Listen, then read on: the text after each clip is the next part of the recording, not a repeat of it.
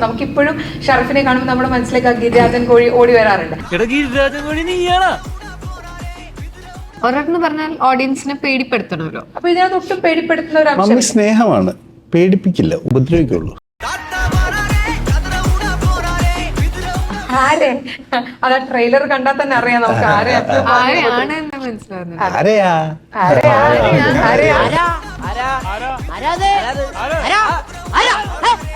ജോമോനെ കുറിച്ച് പറയണേ തൊട്ട് എല്ലാം പൊന്നാക്കുന്നു എന്നൊക്കെ പറയുന്ന പോലെ അഭിനയിച്ച എല്ലാ സിനിമയും ഇങ്ങനെ പറഞ്ഞിട്ടുണ്ടായിരുന്നു, സൂക്ഷിച്ചോ. മമ്മി കുലിക്കുമോ? മമ്മി എങ്ങനെ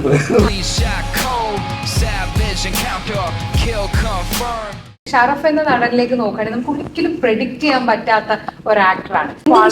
ആ ഒരു ട്രാവലിനെ എങ്ങനെ നോക്കി കാണുന്നു ഷറഫ്? സന്തോഷത്തോടെ നോക്കിയാണ്.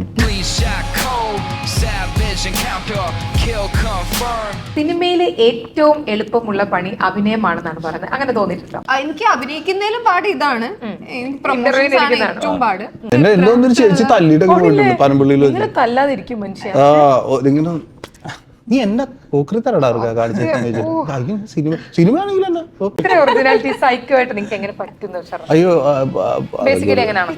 അല്ല, ഒറിജിനാലിറ്റി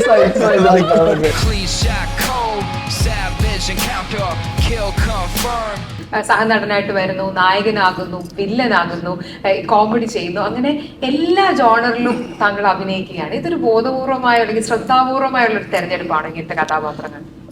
എനിക്കൊരു എളിമിടുന്നല്ലെന്നേ, എൻ്റെ അമ്മയെ എളിമിടുന്നല്ല ഞാൻ പറയണ്ടേ. ഒരു മിനിറ്റ് ഞാൻ പറഞ്ഞോട്ടെ, ഞങ്ങളിത് ഹലോ മമ്മിയുടെ പ്രൊമോഷന് വന്നിരിക്കുന്നത് ഈ മനുഷ്യനോട് ഞാൻ രാവിലെ മുതൽ പറയാം. കാരണം തുമ്മിയ അടുത്ത വാക്ക് പെറ്റ് ഡിറ്റക്റ്റീവ്. ഇതില് അവസരം കിട്ടിയില്ല, താങ്കൾ ഗ്യാപ്പ് കൊടുത്തിട്ടില്ല. പഠിക്കാം. പ്രേമത്തിൽ കിട്ടായ പോയ നായികയെ നിങ്ങൾ ഇതിൽ മനഃപൂർവ്വം അനുഭവം മനഃപൂർവ്വം വരത്തല്ല മറ്റു നോക്കിയ നായികയെ കിട്ടിയില്ല, പ്രേമത്തില് നായികയെ കിട്ടിയില്ല. നമസ്കാരം, കൈരളി ടിവിയുടെ എല്ലാ പ്രിയ പ്രേക്ഷകർക്കും സ്വാഗതം. മമ്മി എന്ന് കേൾക്കുമ്പോൾ നമ്മുടെ മനസ്സിലേക്ക് ഓടി വരുന്നത് നമ്മുടെ പ്രിയപ്പെട്ട അമ്മയായിരിക്കും, പിന്നെ നമ്മളെ പേടിപ്പിക്കുന്ന മമ്മിയായിരിക്കും. ഈ മമ്മി എന്താണ് നമുക്ക് ഇവരോട് തന്നെ ചോദിച്ചറിയാം. ഹലോ മമ്മിയുടെ വിശേഷങ്ങളുമായി നമ്മോടൊപ്പം ചേരുന്നത് ഷറഫ്, ഐശ്വര്യ, സാൻജോ, ജോമോൻ. ഓർമ്മയുണ്ടോ? ജോമൻ എന്നെ കണ്ടു, ജോമോൻ ഓർമ്മയുണ്ട്. അപ്പം ശരിക്കും ഞാൻ ട്രെയിലർ കണ്ടു കേട്ടോ. ഇൻ്റർവ്യൂവിന് ഇരിക്കുന്നതിന് ഭയങ്കര ഇൻട്രസ്റ്റിംഗ് ആയിട്ട് രസകരമായിട്ടുള്ളൊരു ട്രെയിലർ. അപ്പം കൊത്തയ്ക്ക് ശേഷം എനിക്കൊന്ന് ഒരു വർഷത്തെ ഒരു ചെറിയ ഇടവേളയ്ക്ക് ശേഷം ഐഷു വീണ്ടും മലയാളത്തിലേക്ക്. എന്താണ് ഹലോ മമ്മി ഐഷുവിൻ്റെ ഒരു കാഴ്ചപ്പാട്? എനിക്ക് ഞാൻ കാണാൻ ഇഷ്ടപ്പെടുന്ന ഒരു സിനിമയാണ്. ഒരുപാട് ഫണ്ണായിട്ടുള്ള ഇമോഷൻസും ഉള്ള ഫാമിലിയായിട്ട് നമുക്കിരുന്ന് ലൈറ്റായിട്ട് ഹാപ്പി ആയിട്ട് കാണാൻ പറ്റുന്ന ഒരു സിനിമയാണ് ഹലോ മമ്മി.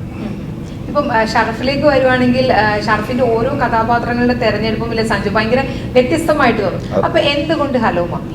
ഹലോ മമ്മി ഈ ഐശ്വര്യ പറഞ്ഞ പോലെയാണ് എനിക്കിഷ്ടമുള്ള സിനിമ, എനിക്ക് കാണാൻ ഭയങ്കര താല്പര്യമുള്ളൊരു സിനിമ, ഫാമിലിയായിട്ട് പിള്ളേരെ കൊണ്ട് കാണിക്കാനൊക്കെ പറ്റിയ സിനിമ. അപ്പം ഞാനും ഇങ്ങനെ ഈ പറഞ്ഞ പോലെ ഒരു ഐഡിയൽ സിനിമയ്ക്കായിട്ട് വെയിറ്റ് ചെയ്തിരിക്കുമ്പോൾ എനിക്ക് ഇങ്ങനെ സാൻജോയും വൈശാഖും എൻ്റെ അടുത്ത് കഥ പറയുമായിരുന്നു. അപ്പോൾ തന്നെ ഓക്കെ.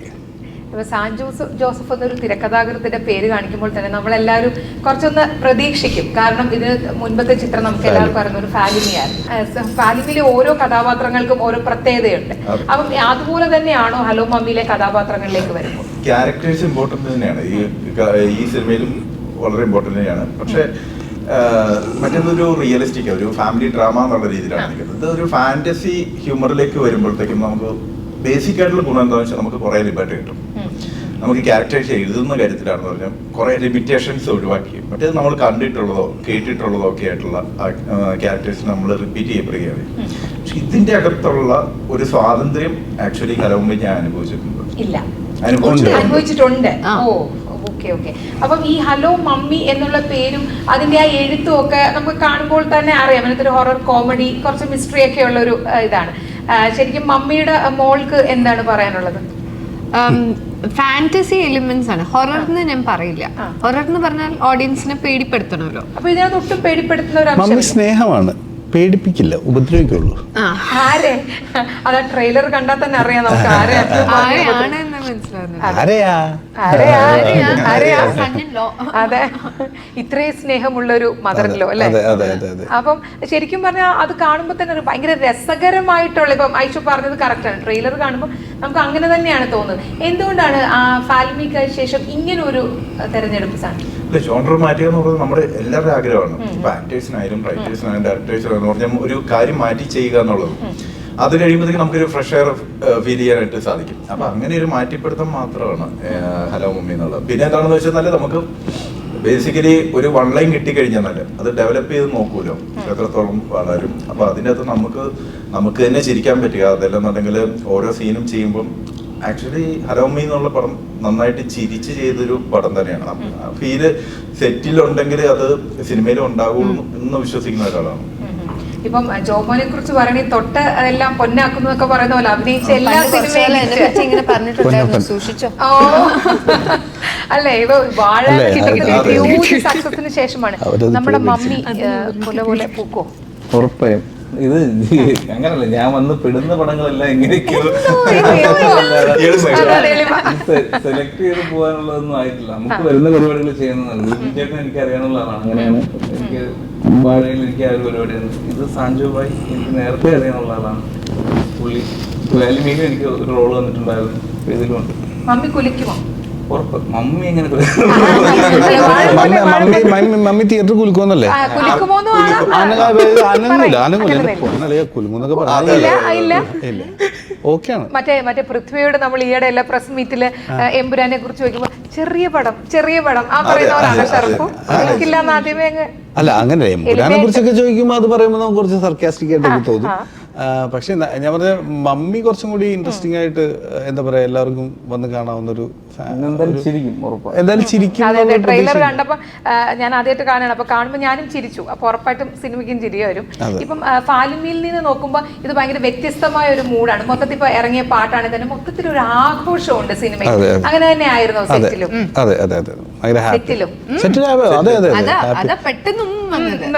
അപ്പൊ അതേ ആഘോഷം നമുക്ക് തിയേറ്ററിലും കാണാം. അല്ല, ആഘോഷം ഞാൻ ശരിക്കും ആഘോഷിക്കും. ഇപ്പൊ ഫാലിമിലെ ജഗദീശേട്ടന്റെ കഥാപാത്രം എടുക്കുകയാണെങ്കിൽ ആ കഥാപാത്രത്തിന് ഒരു പ്രത്യേകതയുണ്ട്. അയാൾ തുടർന്ന് വരുന്ന ഒരു രീതികൾ, അതുപോലെ എന്തെങ്കിലും ഇവരുടെ രണ്ടുപേരെയും കഥാപാത്രത്തിന് അങ്ങനെ എന്തെങ്കിലും നമുക്ക് എടുത്തു പറയാവുന്ന ഒരു സ്പെഷ്യാലിറ്റി? തീർച്ചയായിട്ടും നമ്മൾ ഇതുവരെ കണ്ടിട്ടില്ലാത്ത ഒരു ഷറഫുവിനെ ഐഷുവിനെയും നമ്മുടെ പ്രത്യേകിച്ച് ഇവരുടെ കോംബോ ഭയങ്കര ഇൻട്രസ്റ്റിംഗ് അല്ലേ? അപ്പം എന്താ പറയുന്നത്, ഇപ്പൊ ഓൾറെഡി ട്രോളൊക്കെ ഇറങ്ങുന്നവര് പഴയ വില്ലൻ നായികനെ സ്വന്തമാക്കി അങ്ങനെയൊക്കെ സംസാരിക്കണം. ആക്ച്വലി അങ്ങനത്തെ കാര്യങ്ങളൊക്കെ കാണുമ്പോൾ നമുക്ക് ഭയങ്കര രസമുണ്ട്. അതുപോലെ തന്നെ സിനിമയ്ക്കകത്തേക്ക് വന്നു കഴിയുമ്പോഴത്തേക്കും രണ്ടുപേരും ചെയ്തിരിക്കുന്നത് നമുക്ക് ഒരു നോർമൽ ഒരു റിയലിസ്റ്റിക് സിനിമയും ഒരു ഫാന്റസി അല്ലെങ്കിൽ ഈ ജോണറിലുള്ള ഒരു സിനിമയും തമ്മിൽ ആക്ട് ചെയ്യുമ്പോഴും ബിഹേവ് ചെയ്യുമ്പോഴും ബാക്കിയുള്ള കാര്യങ്ങളിലെല്ലാം കുറച്ച് വ്യത്യസ്തമായിട്ട് ഈ ബോർഡറിലാണ് നമ്മൾ നിൽക്കുന്നത്. നമ്മൾ കുറച്ചങ്ങോട്ട് മാറിക്കഴിഞ്ഞാൽ ചിലപ്പോൾ ഓവറായി. പക്ഷെ രണ്ടുപേർക്കും അത് മെയിൻറ്റെയിൻ ചെയ്യാനും രണ്ടുപേരും പൊളിച്ചിട്ടുണ്ട്. ഞാനത് ചോദിക്കാൻ വരുന്നത് എന്തുകൊണ്ട്, കാരണം നമ്മളൊരു ഇപ്പൊ പലരും പറഞ്ഞിട്ടുണ്ട് എഴുതുമ്പോൾ തന്നെ കഥാപാത്രങ്ങൾ അല്ലെങ്കിൽ അഭിനയിക്കേണ്ടവർ നമ്മുടെ മനസ്സിലുണ്ടാവും. അപ്പം എന്തുകൊണ്ട് സാഞ്ചോടെ ആയിരുന്നോ അതോ നിങ്ങളുടെ വൈശാഖിനെയും സാഞ്ചോടെയും കൂടി തീരുമാനമായിരുന്നു? കൂട്ടായ തീരുമാനമാണ്. കൂട്ടായ തീരുമാനം. നമ്മൾ ഷോർട്ട് ലിസ്റ്റ് ചെയ്യും. നമ്മൾ ഓട്ടോമാറ്റിക്കലി ഒരു സ്ക്രിപ്റ്റ് എഴുതി കഴിയുമ്പോഴത്തേക്കും ആരാണ് ഓപ്ഷൻസ് എടുക്കും, അതിൻ്റെ അകത്ത് ആരാണ് ആപ്റ്റ് ആയിട്ടുള്ളത്. അങ്ങനെ വന്നു കഴിഞ്ഞ് കഴിയുമ്പോഴത്തേക്കും നമുക്ക് ഇതിൻ്റെ അകത്ത് ഹ്യൂമർ വർക്കാക്കാൻ സാധിക്കുന്ന ഒരു ആക്ടർ വേണം. ഞങ്ങൾക്ക് മസ്റ്റായിട്ട് തിയേറ്റർ ഹ്യൂമർ വർക്കാകണം. പ്ലസ് ഇമോഷണൽ കാര്യങ്ങൾ കറക്റ്റായിട്ട് മീറ്റർ പിടിച്ച് പോകാനായി സാധിക്കണം. പറഞ്ഞില്ല, ഈ ഫാന്റസി ഹ്യൂമർ എന്ന് പറയുന്ന ജോണറിൻ്റെ ഒരു പ്രത്യേകത എന്താണെന്ന് വെച്ചാൽ എപ്പോൾ വേണേലും നമുക്ക് പാളാവുന്ന ഒരു ജോണറാണ്. ആ സമയത്ത് കറക്റ്റായിട്ട് നമുക്ക് ഈ മീറ്റർ പിടിക്കാൻ പറ്റുന്ന ആക്ടേഴ്സിനെ ആയിരുന്നു ആവശ്യം. അത് രണ്ടുപേരും നമുക്ക് കിട്ടിയിട്ടുണ്ടെന്നാണ് വിശ്വാസം. ഇനി ബാക്കി പ്രേക്ഷകർ കണ്ടു കഴിഞ്ഞിട്ട് തിയേറ്ററിൽ ചിരിക്കുമ്പോഴും എല്ലാവരും പറയുന്ന ഒരു കാര്യമുണ്ട്, ഹ്യൂമർ ചെയ്യാനാണ് ഏറ്റവും പാടുന്നത്. ഇപ്പം ഷറഫിനെ സംബന്ധിച്ചിടത്തോളം ഷറഫ് അത് പ്രൂവ് ചെയ്തിരിക്കുന്ന ആളാണ്. ആദ്യത്തെ സിനിമ തൊട്ട് നമുക്കിപ്പോഴും ഷറഫിനെ കാണുമ്പോൾ നമ്മുടെ മനസ്സിലേക്ക് ഗിരിരാജൻ ഓടി വരാറുണ്ട്. അപ്പം അങ്ങനെ തോന്നിയിട്ടുണ്ട് ഷറഫ്? ഇപ്പം ഷറഫ് അങ്ങനത്തെ കഥാപാത്രങ്ങൾ, സഹനടൻ, വില്ലൻ എല്ലാം ചെയ്യുന്നുണ്ട്. ഹ്യൂമർ ചെയ്യാനാണോ ഏറ്റവും പ്രയാസം? ഞാനിപ്പോൾ തുടക്കത്തിൽ അങ്ങനെ വന്നത് കൊണ്ട് എനിക്കത്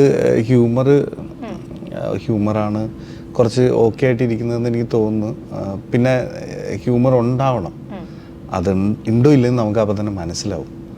എന്ന് വെച്ച് കഴിഞ്ഞാൽ നമ്മളല്ലല്ലോ ഹ്യൂമർ ഉണ്ടാക്കുന്നത്. അപ്പോൾ ആ സ്ക്രിപ്റ്റിലോ അല്ലെങ്കിൽ ആ സാഹചര്യത്തിനോ അത് ഒരു കോമഡിയുടെ ഇതുണ്ടെന്നുണ്ടെങ്കിൽ അത് നമ്മളത് ജസ്റ്റ് അത് ബിൽഡ് ചെയ്ത് കഴിഞ്ഞാൽ ഓക്കെ ആയിരിക്കും.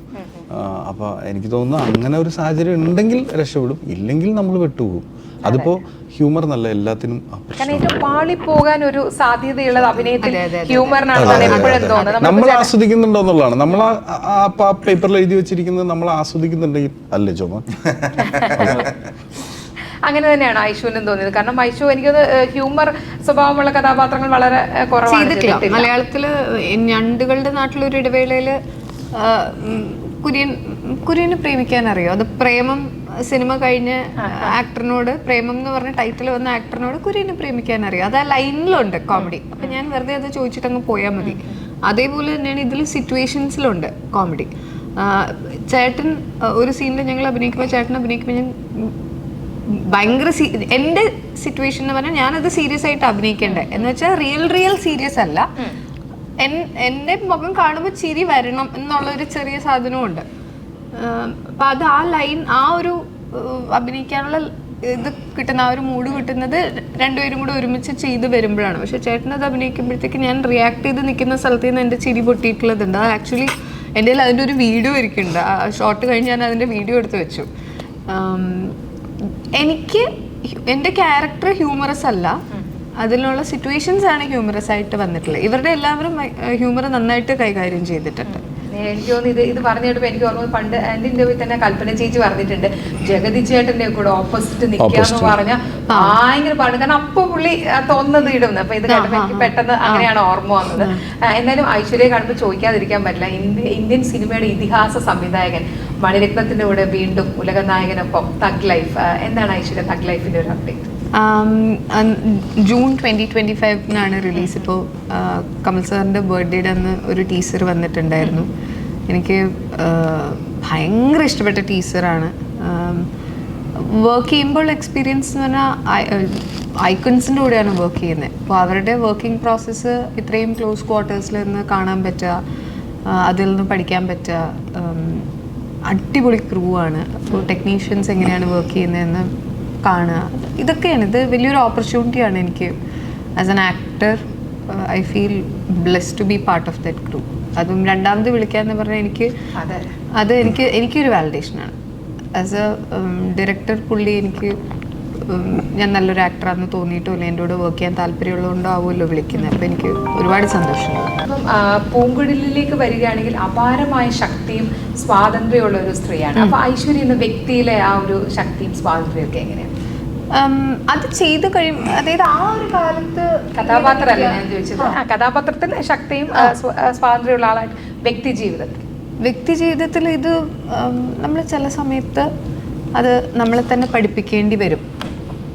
നമ്മൾ കാണുന്ന എക്സാമ്പിൾസിൽ നിന്ന്, നമ്മൾ കാണുന്ന ലൈഫിൽ നിന്ന് നമ്മൾ പലപ്പോഴും ഡിസിഷൻസ് എടുക്കുകയും, ഇപ്പോൾ as A person if you are asking me, I am very independent. എൻ്റെ ഡിസിഷൻസ് ഞാൻ തന്നെയാണ് എടുക്കുന്നത്. എനിക്കൊരു സെറ്റ് ബൗണ്ടറീസ് ഉണ്ട്, വർക്കിലാണെങ്കിലും പേഴ്സണൽ ലൈഫിലാണെങ്കിലും. അത് അപ്കീപ്പ് ചെയ്യാറുണ്ട് ഞാൻ. അത് പഠിച്ചു വരുന്നതാണ് കേട്ടോ, ആദ്യമേ അത് ഉണ്ടാവണമെന്നില്ല. ഇപ്പം ഈ ഷറഫ് എന്ന നടനിലേക്ക് നോക്കുകയാണെങ്കിൽ നമുക്ക് ഒരിക്കലും പ്രെഡിക്റ്റ് ചെയ്യാൻ പറ്റാത്ത ഒരു ആക്ടറാണ്. കാരണം പ്രേമത്തിൽ നമ്മൾ പിന്നെ നോക്കുക വരത്തൻ, അങ്ങനെയൊക്കെ ഒരു എന്താ പറയുക, അത്രയും വളർച്ച. അതെ അതെ അതെ. അല്ലല്ല, ആ ഒരു ട്രാവലിനെ എങ്ങനെ നോക്കി കാണുന്നു ഷറഫ്? സന്തോഷത്തോടെ നോക്കി കാണുന്നു. ഓ ദൈവം, ഞാൻ ഭയങ്കര കാര്യമായിട്ടൊക്കെ. കാരണം നിങ്ങളിപ്പോൾ പറഞ്ഞ പോലെ തന്നെ എന്തും ചെയ്യും എന്ന് പറഞ്ഞാലും ഐശ്വര്യ അത് ഒരു അഭിനേതാവിനെ സംബന്ധിച്ചിടത്തോളം പ്രേക്ഷകർക്ക് അത് അംഗീകരിക്കണം. എങ്കിലും മാത്രമാണ്, പ്രത്യേകിച്ച് ഇപ്പം ഞാൻ ജ്യോതിർമയുടെ ഇന്റർവ്യൂ ആണ് കഴിഞ്ഞ ദിവസം. അപ്പം പറയായിരുന്നു ഷറഫിലെ നടനെ കുറിച്ച്. കാരണം അമൽനീരൻ നമ്മുടെ എന്താ പറയുക മലയാള സിനിമയുടെ ഒരു മേക്ക് ഓവറിന്റെ തമ്പുരാനാണ് അദ്ദേഹം. അപ്പൊ അദ്ദേഹത്തിന്റെ ഈ മണിരത്നം സാറിന്റെ കാര്യം പറഞ്ഞ വീണ്ടും അമലേട്ടന്റെ കൂടെ പോകേണ്ടിയില്ല. എങ്ങനെയാണ് സ്വന്തമായിട്ട് വളർച്ചയെ നോക്കിക്കാണാൻ, സ്വന്തം വളർച്ച? ആക്ച്വലി അതിൽ സന്തോഷിക്കുന്നുണ്ട്. അങ്ങനെ എന്തെങ്കിലും പോയിന്റിലേക്ക് എത്തണം നമ്മൾ സന്തോഷിക്കാൻ എന്നുള്ളതാണ് എൻ്റെ റിയാലിറ്റി. അപ്പോൾ ഇങ്ങനെയൊക്കെ പറയുമ്പോഴാണ് അതിൻ്റെ ഒരു ഓക്കെ, അപ്പോൾ ഇവരൊക്കെ സമ്മതിച്ചിട്ടുണ്ട് എവിടെയോ ഇത് നന്നായിട്ടുണ്ടെന്നുള്ള പരിപാടി. അപ്പോൾ അതിൽ ഭയങ്കര സന്തോഷമുണ്ട്. പിന്നെ അതിലിങ്ങനെ ട്രിപ്പ് ചെയ്ത് നിൽക്കുന്നില്ല എന്നുള്ളതാണ്. അതല്ല ഇനിയും മാറി മാറി ചെയ്യുക, കുറച്ചും കൂടി എങ്ങനെയാണ് എക്സൈറ്റ് ചെയ്യിക്കാൻ പറ്റുക എന്നൊക്കെ ഉള്ളതാണ് ആലോചിക്കുന്നത്. ആലുവയിൽ നിന്ന് ഒരു കൂട്ടം സുഹൃത്തുക്കൾ സിനിമയിലേക്ക് എത്തുന്നു.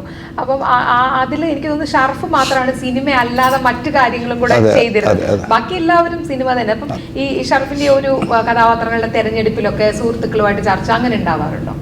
ഇല്ല, പൊതുവായിട്ട് ഞങ്ങൾ ആരും അങ്ങനെ ഒരു ചർച്ചയില്ല. ചെയ്യുന്ന കാര്യമൊക്കെ ഒന്ന് അറിയിക്കുന്നല്ലാതെ. പിന്നെ എനിക്ക് തോന്നുന്നു പ്രേമം കഴിഞ്ഞിട്ട് എനിക്കങ്ങനെ വലിയൊരു ഭയങ്കര പ്ലാൻ ഉണ്ടായിരുന്നില്ല. അപ്പോൾ ഞാനെല്ലാം ചെയ്യുന്നുണ്ടായിരുന്നു. അപ്പോൾ അതൊരു ലൈൻ ഓഫ് സിനിമകൾ ഇങ്ങനെ വന്നതിൻ്റെ ഒരു ഇതുണ്ടാവുമായിരിക്കും. ഐഷുവിലേക്ക് എത്തുമ്പോൾ എങ്ങനെയാണ് ഈ കഥാപാത്രങ്ങൾ? ഇപ്പോൾ പറഞ്ഞല്ലോ ഞാൻ എൻ്റെതായ ബൗണ്ടറീസ് വെച്ചിട്ടുണ്ട് എന്നൊക്കെ പറഞ്ഞു. എങ്കിലും കഥാപാത്രങ്ങളുടെ ഒരു തിരഞ്ഞെടുപ്പ് അത്ര ഈസി അല്ല. കാരണം കൊത്തയ്ക്കും ക്രിസ്റ്റഫറിനും ശേഷം വീണ്ടും വരുന്നൊരു ചിത്രമാണ് ഹലോ മമ്മി. അപ്പോൾ ഉറപ്പായിട്ടും അതിൽ എന്തെങ്കിലും ഉണ്ടാവും എന്ന് നമുക്ക് ഊഹിക്കാം. അപ്പോൾ എങ്ങനെയാണ് ഒരു കഥാപാത്രങ്ങളുടെ തിരഞ്ഞെടുപ്പ്? കഥയാണ് അടിസ്ഥാനം, എപ്പോഴും ഞാൻ പറയുന്ന കാര്യമാണ്. കഥാപാത്രത്തിന് ഞാൻ സത്യം പറഞ്ഞാൽ ബൗണ്ടറി വെച്ചിട്ടില്ല. അത് എന്ത് നല്ല കഥാപാത്രം വന്നാലും അതെങ്ങനത്തെ കഥാപാത്രമാണെങ്കിലും ഞാൻ ചെയ്യും. നല്ലതായിട്ടിരിക്കുന്ന, അതായത് ഒരു രസച്ചരട് മുറിക്കാതെ പോകുന്ന ഒരു കഥയുടെ ഭാഗമാകണം ആ ക്യാരക്ടറിനൊരു ഒരു ബിഗിനിങ് മിഡിൽ എൻഡ് ഉണ്ടാവണം. അവർക്കൊരു ഒരു ട്രാജക്ടറി ഉണ്ടാവണം സ്റ്റോറിയിൽ. ഇങ്ങനെയുള്ള കാര്യങ്ങൾ ഇമ്പോർട്ടൻ്റ് ആണ്. പിന്നെ ഒരു സ്ക്രീൻ പ്ലേ നന്നായാൽ തന്നെ 50% വർക്ക് ഡൺ ആണ്. ബാക്കി സെറ്റിലെ ഡയറക്ടറിൻ്റെ ബാക്കി ആക്ടേഴ്സിൻ്റെയും കഴിവാണെന്നാണ് ഞാൻ വിശ്വസിക്കുന്നത്. നമ്മൾ ഈ ഹ്യൂമറിന്റെ കാര്യം പറഞ്ഞപ്പം ജോമോന്റെ കാര്യം പറയാതിരിക്കാൻ പറ്റില്ല. കാരണം ഗുരുവായൂർ അമ്പലം നല്ല ജോമോൻ വരുന്നിടം തൊട്ട് തിയേറ്ററിൽ കൈയ്യടി തുടങ്ങുകയാണ്. എത്ര പാട്ടാണ് അതിനകത്തൊക്കെ ശരിക്കും പറഞ്ഞാൽ അങ്ങനത്തെ ഒരു എക്സ്പീരിയൻസ്. കാരണം പൃഥ്വി, ബേസിൽ, അത്രയും വലിയൊരു ബാനർ. അപ്പോൾ എങ്ങനെയായിരുന്നു ആ ഒരു എക്സ്പീരിയൻസ് ഒക്കെ, പ്രത്യേകിച്ച് ഹ്യൂമർ ചെയ്യുമ്പോൾ? വിവിചേട്ടൻ കൂടെ ഉണ്ടായിരുന്നു. പിന്നെ പ്രോപ്പർ നമ്മൾ ചെയ്ത് നോക്കുമായിരുന്നു. ഒരു 2-3 ജഗദീശേട്ടനൊക്കെ ഉണ്ട്. അവരുടെ കയ്യിൽ നിന്ന് കുറച്ച് കോൺട്രിബ്യൂഷൻ ഒക്കെ ഉണ്ടായിരുന്നു. അപ്പൊ അവര് സിമ്പിളായിട്ട് നമ്മുടെ കൂടെ നമുക്ക് ചെയ്യാൻ പറ്റി. സിമ്പിളായിട്ട് പറഞ്ഞു. ഇപ്പൊ സാൻജോയിലേക്ക് വരുമ്പോൾ നമ്മളിപ്പോ ഒരു കഥയുടെ എഴുത്ത് എന്ന് പറഞ്ഞാൽ പല ഘട്ടങ്ങളുണ്ടാവും, വെട്ടലുകളും തിരുത്തലുകളും. അപ്പം ഹലോ മമ്മിയുടെ ഒരു എത്രത്തോളം ഡ്രാഫ്റ്റ് എത്ര പ്രാവശ്യം മാറ്റി? 6 ഡ്രാഫ്റ്റ് മൊത്തമായിരിക്കുന്നത്. 6ാമത്തെ ഡ്രാഫ്റ്റിലാണ് നമ്മളിപ്പോൾ ഷൂട്ട് ചെയ്തിരിക്കുന്നത്. ബേസിക്കലി നമ്മൾ ആദ്യം ഒരു 1 ലൈനിൽ സ്റ്റാർട്ട് ചെയ്തിട്ട് പിന്നെ അതിൻ്റെ ഒരു ഡെവലപ്മെന്റ് അത് നമ്മൾ സാറ്റിസ്ഫൈഡ് ആകുന്നത് വരെ പോകുക എന്നുള്ളതാണ്.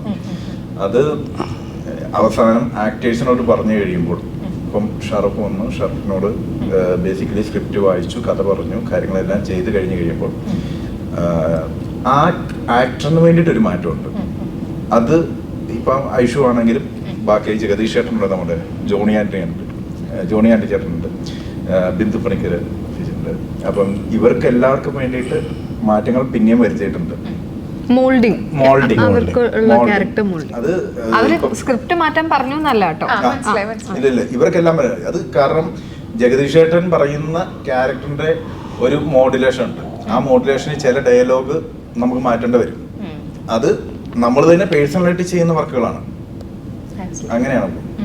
ഈ പേരുകളൊക്കെ പറഞ്ഞ അതികായകന്മാർ മലയാള സിനിമയിൽ ഇപ്പൊ ജോണി ചേട്ടൻ ഇല്ലാത്ത സിനിമ എന്ന് പറയുന്ന പോലെ അല്ലേ?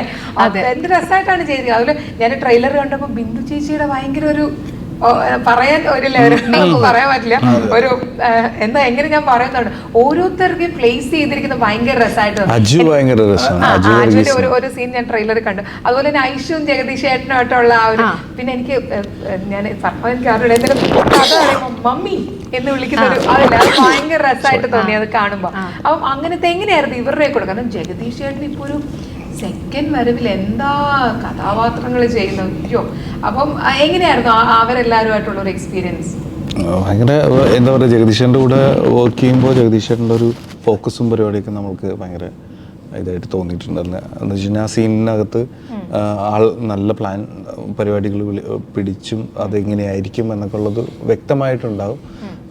അത് ഭയങ്കര ഇൻട്രസ്റ്റിംഗ് ആയിട്ട് തോന്നി എൻ്റെ കോമ്പിനേഷനുകളിൽ. പിന്നെ ജോണി ചേട്ടനായിട്ട് ഞാൻ ഇതിനു മുമ്പ് ചെയ്തിട്ടുണ്ട്. പക്ഷേ ജോണി ചേട്ടൻ ഈ പറഞ്ഞ പോലെ ചടയപ്പടയ ഹ്യൂമർ ഭയങ്കര സാധ്യതയാണ് ജോണി ചേട്ടൻ.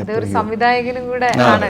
പക്ഷെ ഇപ്പൊ പുള്ളിയോട് ആരെങ്കിലും സംവിധാനം ചെയ്തോ നമ്മളത് ചോദിച്ചാൽ അപ്പ പറയും ഓടിക്കോ, വേറെ പണിയില്ല, സന്തോഷമായിട്ടിരിക്കുന്ന അഭിനയാണ് ഏറ്റവും പുള്ളി എൻജോയ് ചെയ്യുന്ന ഒരു കാര്യം എന്ന് പറയും. ഇപ്പം ശരിക്കും 2 പേരോട് ചോദിക്കട്ടെ, അല്ല 3 പേരോട് ചോദിക്കാം.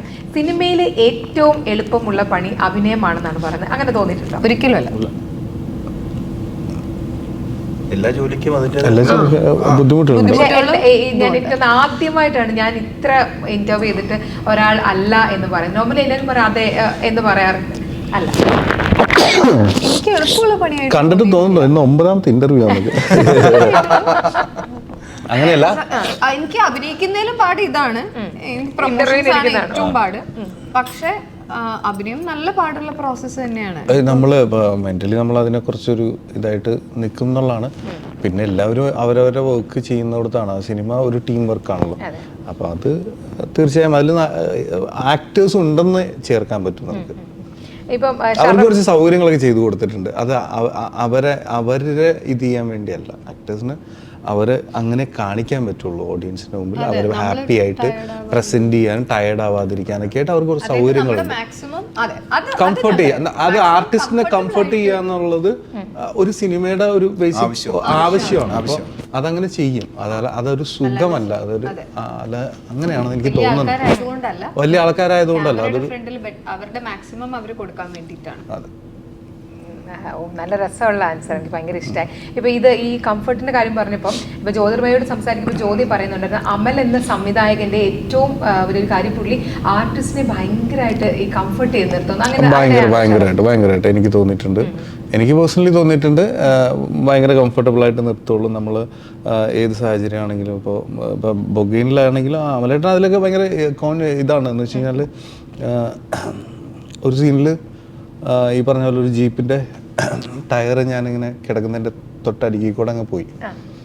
അത് ശരിക്കും അത് എല്ലാവർക്കും അത് ആ ജീപ്പ് മറിഞ്ഞു കഴിയുമ്പോൾ പെട്ടെന്ന് ക്യാമറ ആംഗിളിൽ നോക്കുമ്പോൾ ആ ജീപ്പ് എതിരെ പോയേ, അവിടെ ഞാൻ കിടപ്പുണ്ടായിരുന്നല്ലോ എന്നുള്ള രീതിയിൽ ക്രൂ കാണുള്ളൂ. അപ്പോൾ കാണാൻ പറ്റില്ല, എൻ്റെ തൊട്ടടുത്ത് കൂടെ പോയത് ഇങ്ങനെ. അപ്പോൾ അത് അവർ പെട്ടെന്ന് ടെൻഷനായി ഓടി വന്ന് എല്ലാവരും അവനായിട്ട് വന്ന് ഓക്കെ അല്ലടോ എന്നൊക്കെ ചോദിച്ചു.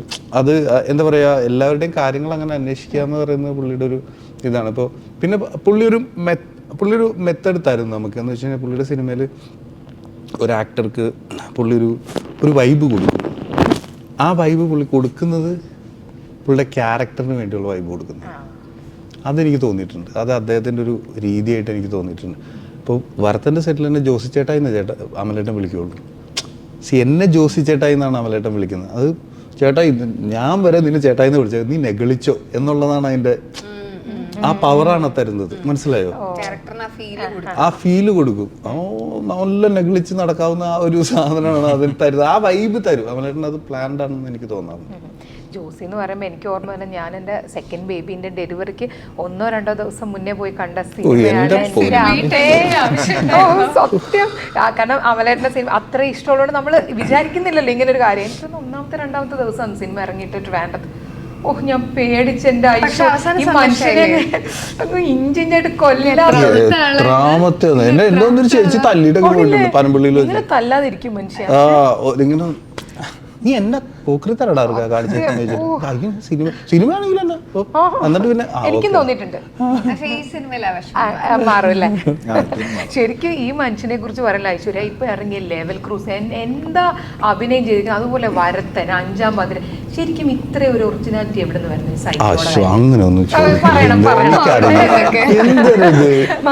ഇത്ര ഒറിജിനാലിറ്റി സൈക്കോ ആയിട്ട് നിങ്ങൾക്ക് എങ്ങനെ പറ്റുന്നു? ബേസിക്കലി എങ്ങനെയാണോ ശരിക്കും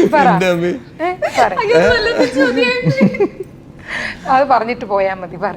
അറിയില്ല, അത് അതെ അങ്ങനെ സത്യമായിട്ട് എനിക്ക് അറിയില്ല. സത്യമായിട്ട് അത് എനിക്ക് ജീവിക്കുകയാണ്. ഐശ്വര്യ ലെവൽ ക്രോസ് കണ്ടില്ലല്ലോ, ജീവിക്കുകയാണ് ഷറഫങ്ങ്. പറഞ്ഞോ. അല്ല, ഞാൻ പറഞ്ഞ ചിലപ്പോൾ ഈ കുറെ സിനിമകളിൽ കണ്ട സിനിമകളിൽ നിന്നോ അല്ലെങ്കിൽ കുറെ വായിച്ചതിൽ നിന്ന് നമ്മൾക്കൊരു ബുക്ക് വായിക്കുമ്പോൾ കിട്ടുന്ന ഭാവന ഉണ്ടല്ലോ, അതെനിക്ക് എൻ്റെ ഉത്തരം കേട്ടോ, വലിയ നിലവാരമുള്ള ഉത്തരമായിരിക്കും എന്ന് എനിക്ക് തോന്നുന്നു. അല്ല, അങ്ങനെ ഉണ്ടാകുന്ന ഭാവനകൾ നമ്മൾ അതിലെ കഥാപാത്രങ്ങളിൽ കാണുന്ന മുഖത്തിന്റെ ഭാവങ്ങൾ അങ്ങനെയൊക്കെ ആയിരിക്കാം എന്ന് എനിക്ക് തോന്നുന്നു. അല്ലേ? നമ്മൾ അത് അങ്ങനെയാണല്ലോ നമുക്ക് ചെയ്യാൻ പറ്റുക. എനിക്ക് തോന്നുന്നതാണ്. ഞങ്ങളങ്ങ് സമ്മതിച്ചല്ലേ ജോമനെ. ഐഷു, ഇപ്പം ഈ സിനിമ എന്ന് പറഞ്ഞ എപ്പോഴും ഇപ്പൊ ഫ്ലക്ച്വേറ്റിംഗ് ആയിട്ടുള്ള ഒരു ഇതാണ്. ഡോക്ടർ പോലെ ഇത്രയും നല്ലൊരു കരിയർ കയ്യിലിരിക്കുമ്പോൾ എന്തുകൊണ്ടാണ് ഇനി അഭിനയമാണ് എൻ്റെ മുന്നോട്ടുള്ളത് തീരുമാനിച്ചത്? ഏതൊരു ഘട്ടത്തിലാണ്? എൻ്റെ ഇഷ്ടം ഈ ഇതിലായിരുന്നു. അതായത് ആദ്യത്തെ സിനിമ ചെയ്തു കഴിഞ്ഞപ്പോൾ എനിക്ക് മനസ്സിലായി ഇതിനോട് എനിക്ക് ഒരുപാട് പാഷനറ്റ് ആണ്. അത് എൻ്റെ റീസൺസ് ഫെയിമോ മണിയോ ഇതൊന്നുമല്ല. എനിക്ക് ഒരു താല്പര്യം തോന്നി, ആ താല്പര്യത്തിന് ഭയങ്കര ഇൻറ്റൻസിറ്റി ഉണ്ടായിരുന്നു. പിന്നെ അതായിരുന്നു എൻ്റെ ഡ്രൈവിംഗ് ഫോഴ്സ് സിനിമ ചെയ്യാനായിട്ടുള്ള. ഞാൻ പ്ലാൻ ചെയ്തതല്ലേ. എന്താണ് സോറി ഞാൻ ചുമക്കുന്നത് ആൻസേഴ്സിന്റെ ഇടയിൽ ചുമക്കുമ്പോൾ വന്നു പോയതാണെന്ന്. ഡോക്ടറിന്ന് അത് പഠിക്കാൻ പോകുമ്പോൾ എനിക്ക് അത് തന്നെയായിരുന്നു പ്ലാൻ. പക്ഷെ പിന്നെ പ്ലാൻ മാറ്റുന്നത് ഞാനല്ല, ദൈവമായിരുന്നു. ഇപ്പം എന്തെങ്കിലും ചോദിക്കാണ്ട് ദൈവത്തിനോട് ചോദിച്ചു. ഇനി അങ്ങോട്ട് ചോദിച്ചോളാം, എന്നോട് ചോദിക്കാം. ഷറഫിലേക്ക് വരികയാണെങ്കിൽ ഷറഫ് സഹനടനായിട്ട് വരുന്നു, നായകനാകുന്നു, വില്ലനാകുന്നു, കോമഡി ചെയ്യുന്നു, അങ്ങനെ എല്ലാ ജോണറിലും താങ്കൾ അഭിനയിക്കുകയാണ്. ഇതൊരു ബോധപൂർവമായ അല്ലെങ്കിൽ ശ്രദ്ധാപൂർവമായുള്ള ഒരു തെരഞ്ഞെടുപ്പാണ് ഇങ്ങനത്തെ കഥാപാത്രങ്ങൾ? എനിക്കൊരു എളിമിടുന്നല്ലെന്നേ, എൻ്റെ അമ്മയെ എളിമിടുന്നല്ല ഞാൻ പറയണ്ടേ. അല്ല ഞാൻ പറയട്ടെ, അത് ബോധപൂർവമായിട്ട് വിളിക്കുന്നതിൽ നമുക്കൊരു എക്സൈറ്റ്മെന്റ് തോന്നും. ഇപ്പൊ റോഷാക്ക് വിളിക്കുന്നു, അല്ലെങ്കിൽ ഡെവൽ ക്രോസ് കോൾ വരുന്നു, അങ്ങനെ അവിടെ ഇവിടേക്ക് ആയിട്ട് അങ്ങനത്തെ കോൾസ് വരുന്നു. അല്ലാതെ ഞാൻ ഈ കൊമേഴ്ഷ്യൽ സിനിമയിൽ നോക്കുന്നു, ട്രൈ ചെയ്യുന്നു, അല്ലാതെ ഫാമിലി സിനിമകൾ കിട്ടുന്നു, അതൊക്കെ ചെയ്തിട്ട് എല്ലാം വർക്കായിരിക്കും അല്ലേ? വർക്കായതുകൊണ്ടാണല്ലോ സാൻജോയെ പോലെ ഫാലിമി കഴിഞ്ഞിട്ട് ഇങ്ങനെ ഒരു സിനിമ ചെയ്യുമ്പോൾ സാൻജോയുടെ മനസ്സിലുണ്ടായിരുന്നത്, അല്ലെങ്കിൽ നിങ്ങൾ രണ്ടുപേരും അത് ചെയ്തു എന്ന് പറയുന്നത് അതൊരു അംഗീകാരം തന്നെയല്ലേ? എനിക്ക് സാൻജോനെ അതിനു മുമ്പ് അറിയാം. നമ്മൾ അതിനു മുമ്പ് ഒരു കഥയല്ല 2 കഥ. അതിൽ ആദ്യത്തെ കഥ ഞാൻ കേട്ടിട്ടുണ്ട്, അന്ന് നമ്മൾ കുറേ നേരം സംസാരിച്ചിട്ടുണ്ട്. പിന്നെ അപ്പൊ അങ്ങനെ 2 തവണ നമ്മൾ പരിപാടികൾ നടന്നിട്ടില്ല അല്ലേ? എത്തിയത് ഹലോ മമ്മിയാണ് ഞങ്ങള്. അതിപ്പോ എന്റെ കുഴപ്പം കൊണ്ടും അല്ല, എന്റെ കുഴപ്പമില്ലല്ലോ, ഞാൻ റെഡി ആയിരുന്നു. അതെ അതെ തീർച്ചയായിട്ടും. ഇനി വേറെ ഹീറോയിനെ വിളിക്കാൻ പറ്റൂല. എനിക്ക് എന്നെ അടുത്ത പടത്ത് വൈശാഖിനെ ഭീഷണിപ്പെടുത്തിയിട്ടുണ്ട്. നമുക്ക് തമ്പൊക്കെ അങ്ങനെ കൊടുക്കാം കേട്ടോ. ഐശ്വര്യ ഭീഷണിപ്പെടുത്തി അങ്ങനെ എന്തെങ്കിലും ചോദിച്ചു വാങ്ങിയതല്ലേ? തീർച്ചയായിട്ടും. ഇപ്പൊ ജോമോൻ എന്താ മിണ്ടാതെ ഇങ്ങനെ ഒരു സൈഡിൽ ജോമോനോട് എന്താ വെച്ചാൽ ഒരു വാക്കിലൊക്കെ അങ്ങ് ഒതുക്കാൻ. ജോമോനെ സംബന്ധിച്ചിടത്തോളം ഹലോ മമ്മിയിലെ കഥാപാത്രം എന്താ? ഷറഫിക്കയുടെ ഫ്രണ്ട് ആയിട്ടുള്ള ക്യാരക്ടറാണ്. എന്നെ തീരെ ഇഷ്ടമല്ല. ഇഷ്ടമല്ല പുള്ളിയെ രണ്ടുപേരും വിവാഹം കഴിക്കാൻ സമ്മതിക്കത്തില്ല. അവന് ബ്രഹ്മചര്യ ഉദ്ദേശം ഉണ്ടായി. അവൻ എന്നെയും കൂടി കൂട്ടി പിടിച്ചായിരുന്നു. അതിന്റെ ഇടയിൽ ഞാൻ മൊത്തം ഒരു തമാശ മൂഡിലുള്ള ഒരു കഥാപാത്രം. ഇപ്പം ഐഷു ആണെങ്കിൽ തമിഴിൽ ഒരു സിനിമ പ്രൊഡ്യൂസ് ചെയ്തു, ഷറഫ് ആണെങ്കിൽ അടുത്ത സിനിമ പ്രൊഡ്യൂസ് ചെയ്യുന്നു. അവസരം കിട്ടി. ഒരു മിനിറ്റ് ഞാൻ പറഞ്ഞോട്ടെ. ഞങ്ങളിത് ഹലോ മമ്മിയുടെ പ്രൊമോഷന് വന്നിരിക്കുന്നത് ഈ മനുഷ്യനോട് ഞാൻ രാവിലെ മുതൽ പറയാം. കാരണം തുമ്മിയ അടുത്ത വാക്ക് പെറ്റ് ഡിറ്റക്റ്റീവ്. ഇതില് അവസരം കിട്ടിയില്ല, താങ്കൾ ഗ്യാപ്പ് കൊടുത്തിട്ടില്ല. അല്ലല്ല, ഞാൻ ഇങ്ങോട്ട് ചോദിക്കട്ടെ. ആദ്യം ഐഷുവിനോട് ചോദിക്കട്ടെ. അല്ലല്ല, താങ്കളുടെ പ്രൊഡക്ഷനെ കുറിച്ചാണ് ഞാൻ ചോദിക്കുന്നത്. അപ്പം ഒരു ഏറ്റവും കുറച്ച് ബുദ്ധിമുട്ടുള്ള ജോലിയാണ് സിനിമയിലെ പ്രൊഡക്ഷൻ എന്ന് പറയുന്നത്. എന്തുകൊണ്ടാണ് ഐശ്വര്യലക്ഷ്മി ഒരു പ്രൊഡ്യൂസർ? സത്യം പറഞ്ഞ ഒരു ജോബ് ഡിസ്ക്രിപ്ഷൻ എന്നുള്ള പേരില് ഞാൻ പ്രൊഡ്യൂസർ ആയിട്ടില്ല. ഞാൻ കുമാരിയിലും ഗാർഗിയിലും പൈസ ഇൻവെസ്റ്റ് ചെയ്തിട്ടുണ്ട്. ഇല്ല, പക്ഷെ പ്രൊഡ്യൂസറിന്റെ ജോലികൾ ഒരുപാടുണ്ട്. ഞാൻ ആ ജോലി ഒന്നും എടുത്തിട്ടില്ല. പൈസ ഇൻവെസ്റ്റ് ചെയ്തിട്ട് ഞാൻ അപ്പൊ എന്നാ ശരി തിരിച്ച് ബാംഗ്ലൂർ വരുമ്പോ കാണാം എന്നുള്ള രീതിയിൽ ഞാൻ പോയിട്ടുണ്ട്. ഒരു ഇമോഷണൽ ഡിസിഷൻസിന്റെ പുറത്താണ് ഇതിൽ രണ്ടിലും ഞാൻ കാശ് ഇൻവെസ്റ്റ് ചെയ്തത്. അതല്ലാണ്ട് ഇതിലെ ഒരു ലൂക്രേറ്റീവ് സംഭവം കണ്ടിട്ടോ അല്ലെങ്കിൽ ഒരു ബിസിനസ് പ്ലാൻ ആയിട്ടോ ഇതിൻ്റെ ഒരു നെക്സ്റ്റ് സ്റ്റെപ്പാണെന്നുള്ള സ്ട്രാറ്റജൈസ് ചെയ്തതല്ല. അത് ഞാൻ ഈ അടുത്തൊന്നും ഇനി ചെയ്യത്തില്ല. കാരണം ഇതിൽ 2 കാശിട്ടെൻ്റെ പേരിൽ ഞാൻ നല്ലോണം ടെൻഷൻ അനുഭവിച്ചു. It is not easy. അപ്പോൾ ആ സമയത്ത് കുറച്ച് ടെൻഷൻ അനുഭവിച്ചിരുന്നു. അത് കാരണം ഇപ്പോൾ തൽക്കാലത്തേക്ക് ഞാൻ ആക്ടിങ്ങിൽ മാത്രമേ കോൺസെൻട്രേറ്റ് ചെയ്യുന്നുള്ളൂ. ബാക്കി വരുന്നിടത്ത് ഇനി ആക്ച്വൽ പ്രൊഡ്യൂസർ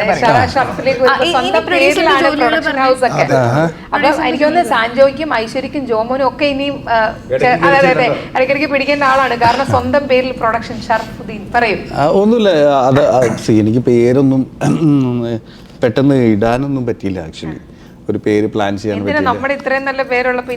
അതങ്ങനെയല്ല. അതിന്റെ ഒരു റിയാലിറ്റി വെച്ച് ഞാൻ ഇതിനു മുമ്പ് ഒരു സിനിമ പ്രൊഡ്യൂസ് ചെയ്തിട്ടുണ്ട്. ചവിട്ട് എന്ന് പറഞ്ഞ സ്റ്റേറ്റ് അവാർഡും എല്ലാം കിട്ടിയിരിക്കുന്ന സിനിമയാണ്. അപ്പോൾ ആ സിനിമയുടെ ഒരു ബഡ്ജറ്റൊക്കെ ചെറിയ ബഡ്ജറ്റായിരുന്നു. അപ്പോൾ സുഹൃത്തുക്കൾക്ക് വേണ്ടി പറഞ്ഞ പോലെ ആ സിനിമ ഞാൻ ചെയ്യാമെന്നൊക്കെ പറഞ്ഞിട്ട് അങ്ങനെ ചെയ്ത സിനിമയാണ്. അപ്പോൾ അത് ഒരു പോയിന്റ് എത്തിയപ്പോഴാണ് പറഞ്ഞത് എന്താ ഇപ്പോൾ കമ്പനിയുടെ പേര് എഴുതുക എന്ന് ചോദിച്ചപ്പോഴാണ് എടാ എന്നാൽ പിന്നെ എന്തെങ്കിലും എഴുതൊരു കമ്പനിക്കുള്ള പേരൊന്നും എൻ്റെ ഇതായിട്ടില്ല. അങ്ങനെ വെച്ചതാണ്. അത് പിന്നെ പെറ്റ് ഡിറ്റക്റ്റീവ് എന്നുള്ള പ്ലാൻ എത്തിയപ്പോഴും എനിക്കൊരു പേര് ക്ലിയർ ആയില്ല. അപ്പം ഏറ്റവും ഇതായിട്ട് അത് അങ്ങനെ തന്നെ വെച്ച് ചെയ്തതാണ്.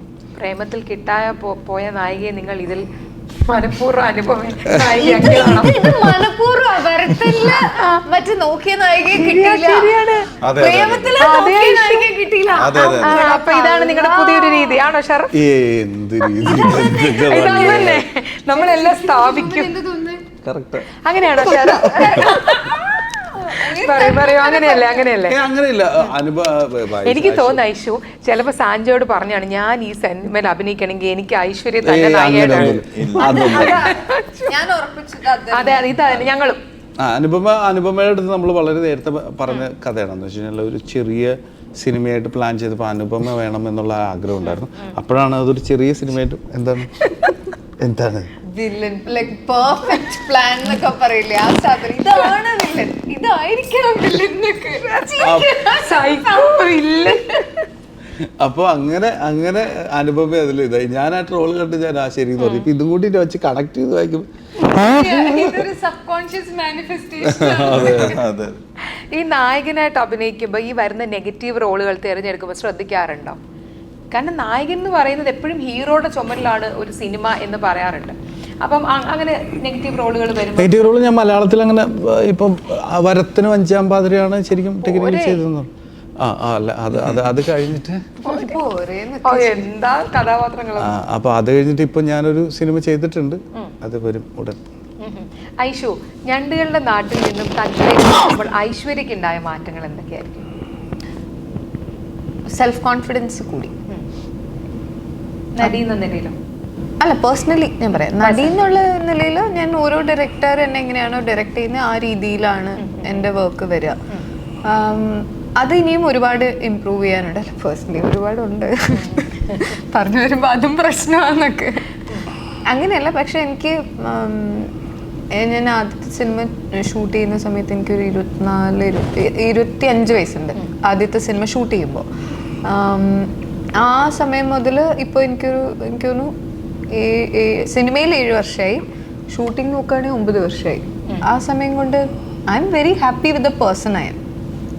ഇപ്പം സാൻജോ എനിക്ക് നേരത്തെ ഒരു ഇന്റർവ്യൂവിൽ പറയുന്നത് കേട്ടു, കഥ പറയുമ്പോൾ ഐശ്വര്യ കേട്ടതിനെ കുറിച്ച് ഹലോ മമ്മിയുടെ. അപ്പം എങ്ങനെയായിരുന്നു ഇവരോട് രണ്ടുപേരുടെ കഥ പറഞ്ഞു കൊടുക്കുമ്പോൾ ഉള്ളൊരു? രണ്ടുപേരും ഭയങ്കരമായിട്ട് എൻജോയ് ചെയ്ത് തന്നെയാണ് കേട്ടത്. പിന്നെ അതിൻ്റെ അകത്തുള്ള വ്യത്യാസം എന്താണെന്ന് വെച്ച് കഴിഞ്ഞാൽ ഈ കഥയ്ക്കകത്തേക്ക് ഇൻവോൾവ് ആയി കഴിയുമ്പോഴത്തേക്കും നമുക്ക് കിട്ടുന്ന റെസ്പോൺസ് ഭയങ്കര വ്യത്യാസമാണ്. അതാണ് നമ്മളെ ഈ പറയുമ്പം അടുത്ത ഗിയർ ഇട്ട് മുന്നോട്ട് പോകാനായിട്ട് നമ്മളെ പ്രചോദിപ്പിക്കുന്നത്. അത് ഈ രണ്ടുപേരിലും ഭയങ്കര പോസിറ്റീവായിട്ട് എനിക്ക് കിട്ടിയിട്ടുണ്ട്. അതുകൊണ്ട് തന്നെയാണ് ഈ സിനിമ സംഭവിച്ചത്. അവര് നമ്മൾ പറയുന്ന കഥയെ അക്സെപ്റ്റ് ചെയ്ത് ആ ക്യാരക്ടേഴ്സിനെ അക്സെപ്റ്റ് ചെയ്ത് അത് അഭിനയിച്ചു വരിക എന്ന് പറയുന്ന ഒരു കാര്യമുണ്ടല്ലോ. ഇപ്പം ഇതിന്റെ സംവിധായകൻ എന്ന് പറഞ്ഞാൽ പുതുമുഖ സംവിധായകൻ. അപ്പൊ നിങ്ങൾ ഇത്രയും സിനിമകൾ കഴിഞ്ഞിട്ടും വൈശാഖ് എന്നൊരു സംവിധായകൻ വിശ്വാസം അർപ്പിക്കാനുണ്ടായ ഒരു കാരണം എന്തായിരിക്കും? വൈശാഖിനെ നമുക്ക് അങ്ങനെ പരിചയമല്ല. പക്ഷെ നമ്മൾ പറഞ്ഞില്ല വൈശാഖ്. പിന്നെ എൻ്റെ ഒരു ഫ്രണ്ട് ഉണ്ടായിരുന്നു, ജോമിൻ എന്ന് പറഞ്ഞൊരു ഫ്രണ്ട്. പുള്ളി ഒരു എഡിറ്ററാണ് തമിഴ് സിനിമയിൽ. പുള്ളി വന്ന പ്രൊഡ്യൂസറാണ്. അപ്പോൾ ജോമിൻ അങ്ങനെ അവർ ഇവരുടെ ഒരു ഇതെല്ലാം കൂടി ഉണ്ട്. അപ്പം ഇവർക്കൊക്കെ അറിയാമെന്നുള്ള ജോമിനെ എനിക്ക് അതുപോലെ വിശ്വാസം. രാഹുൽ എന്ന് പറഞ്ഞ്, രാഹുൽ ഉണ്ണിസാറിൻ്റെ അസോസിയേറ്റ് ആയിരുന്നു. അപ്പോൾ ഈ പറഞ്ഞ പോലെ അങ്ങനെ ഒരു ക്രൂ ഇതിൻ്റെ പ്രൊഡക്ഷനിലുണ്ട്. അപ്പോൾ വൈശാഖ് എന്ന് പറയുന്ന ഒരാൾ അവർ സിനിമ പ്രൊഡ്യൂസ് ചെയ്യുമ്പോൾ ഞാൻ പിന്നെ ഓക്കെ. പിന്നെ എനിക്ക് സാൻജോനെ അറിയാം. സാൻജോയുടെ കഥ പരിപാടികളെ കുറിച്ച് എനിക്കൊരു കോൺഫിഡൻസ് ഉണ്ടായിരുന്നു. അപ്പോൾ അത് കറക്റ്റായിട്ട് എന്താ പറയുക തുടങ്ങി. പിന്നെ നമുക്കതിൽ കൺഫ്യൂഷൻ ഇല്ല. ഒരാൾക്ക് അത്രയും നല്ല പ്ലാൻ ഉണ്ടെന്നുണ്ടെങ്കിൽ പിന്നെ അതിൽ കൺഫ്യൂഷൻ ഇല്ല. ശരിക്കും നിങ്ങളോടെല്ലാം സംസാരിക്കുമ്പോൾ നിങ്ങൾ പരസ്പരം ഭയങ്കര വിശ്വാസമാണെന്ന് മനസ്സിലായി. ഇപ്പം സാൻജോ പറയുകയാണെങ്കിൽ നിങ്ങളെ ഏൽപ്പിച്ച കഥാപാത്രത്തെക്കുറിച്ച്, നിങ്ങൾ ഇപ്പം ഐശ്വര്യനെ പറയേണ്ട അടുത്ത ഇനി വേറൊരു നായികയെ നോക്കരുത്. അപ്പോൾ ഇതെല്ലാം ഒരു പരസ്പര വിശ്വാസത്തിൻ്റെ കാര്യം തന്നെ. ഇത് ഉറപ്പായിട്ടും തിയേറ്ററിൽ ഹലോ മമ്മിയിൽ ഞങ്ങൾക്ക് കാണാൻ സാധിക്കുമെന്ന് തന്നെ വിശ്വസിക്കുന്നു. ഞങ്ങളെപ്പോലെ ഹലോ മമ്മി കാണാൻ വരുന്ന പ്രേക്ഷകരോട് എന്താണ് പറയുന്നത്? ഭയങ്കര ക്ലാപ്പ് അടിക്കാൻ അല്ല, സന്തോഷമാവും. സിനിമ ഒരു സന്തോഷമുള്ള സിനിമയാണ്. ഒരു സന്തോഷമുള്ള സിനിമയാണ്. ചിരിച്ചു മറിയണം ചിരിക്കാനുണ്ട്. പിന്നെ എന്താ പറയാ, ഈ അടുത്ത് അങ്ങനത്തെ ഒരു കോമഡി പടം അങ്ങനെ വന്നിട്ടില്ല എന്ന് എനിക്കൊരു തോന്നലുണ്ട്. അപ്പൊ അത് ആ രീതിയിൽ ആ സിനിമ വർക്കായിരിക്കുന്ന പ്രതീക്ഷിക്കുന്നു. ജോമോൻ എന്തുവാണ് കോമഡി പടം അങ്ങനെ വന്നിട്ടില്ല എന്ന് പറഞ്ഞത്? 2 പടങ്ങൾ അടുത്തിടെ കോമഡി ആയിട്ട് അതെ അതെ അതെ ഇടയ്ക്ക് കുറച്ച് ഇന്റൻസ് പടമായിരുന്നല്ലോ, പിന്നെ അതെ അത് കഴിഞ്ഞ് വീണ്ടും വരുന്നത് എന്നുള്ള രീതിയിലാണ് നമ്മൾ ഉദ്ദേശിച്ചത്. സാൻജോ ഒന്നും പറഞ്ഞില്ല എന്നോട്, ഞാൻ എന്റെ ഇടയ്ക്ക് പറഞ്ഞു തിരക്കഥാകൃത്ത് എന്ന നിലയിൽ എന്താണ് തിയേറ്ററിൽ ലൈറ്റ് ക്ലിയർ ഹ്യൂമർ എന്ന് പറയുന്ന ഒരു കാര്യത്തിൽ നമുക്ക് കോൺഫിഡൻസ് ഉണ്ട്. പിന്നെ കഴിഞ്ഞ ദിവസം ഞങ്ങൾ എല്ലാവരും കൂടി ഇരുന്ന് സിനിമ കാണുകയും ഞങ്ങൾ ഭയങ്കരമായിട്ട് എൻജോയ് ചെയ്യുകയും ചെയ്തിട്ടുണ്ട്. അത് പ്രേക്ഷകർക്കും കിട്ടും എന്നാണ് ഞങ്ങളുടെ പ്രതീക്ഷ. ഉറപ്പായിട്ടും. അപ്പം നവംബർ 21-ാം തീയതി ഞങ്ങൾ എല്ലാവരും നിങ്ങളെ ഒരുമിച്ച് തിയേറ്ററിൽ കാണാൻ വെയിറ്റ് ചെയ്യുന്നു. അപ്പം സാൻജോനെ കാണാൻ പറ്റൂല, സാൻജോനെ കാണും. സാൻജോന്റെ എഴുത്തും കാണാൻ കാണാമല്ലോ അല്ലേ സാൻജോ? എഴുത്തിലൂടെ കാണാം. അപ്പൊ ഹലോ മമ്മിക്ക് എല്ലാവിധ ആശംസകളും. തിയേറ്റർ പുറത്തും കാണാൻ പറ്റും. എല്ലാ തിയേറ്ററിലും പുറത്തും ഇങ്ങനെ സാൻജോ ഉണ്ടാവും. പ്രഗ്നൻസി സീനുകളുടെ പുറത്ത് അച്ഛൻ ഇങ്ങനെ നടക്കില്ല, അവരുടെ വൈശാഖം സാൻജോ അത് ഞങ്ങളൊരു ഗ്രൂപ്പ് ഉണ്ട് മൊത്തത്തിൽ. അങ്ങനെ നടക്കാൻ ഞങ്ങളൊരു ഗ്രൂപ്പ് ഓഫ് ആൾക്കാരുണ്ടായിരുന്നു. എന്തായാലും തിയേറ്ററിൽ ഒരു നിങ്ങൾ പ്രതീക്ഷിക്കുന്ന പോലെ ഒരു പൊട്ടിച്ചിരിയും കൈയടിയൊക്കെ ഉണ്ടാവട്ടെ. ഹലോ മമ്മിക്ക് എല്ലാവിധ ആശംസകളും. Thank you so much. നല്ല ക്വസ്റ്റ്യൻസ് ആയിരുന്നു, നല്ല എനർജറ്റിക് ആയി വന്നത്. ഇങ്ങനെ ഡിന്ന് പറഞ്ഞിട്ടായിരുന്നു. നമ്മളല്ലേ നമ്മൾ വന്നത് ഡിം ആയിരുന്നു, പക്ഷെ അത് തുടങ്ങിയിട്ട് ഓൺ ആയിട്ടുണ്ട്. ഓൺ ആക്കി. Thank you thank you so much.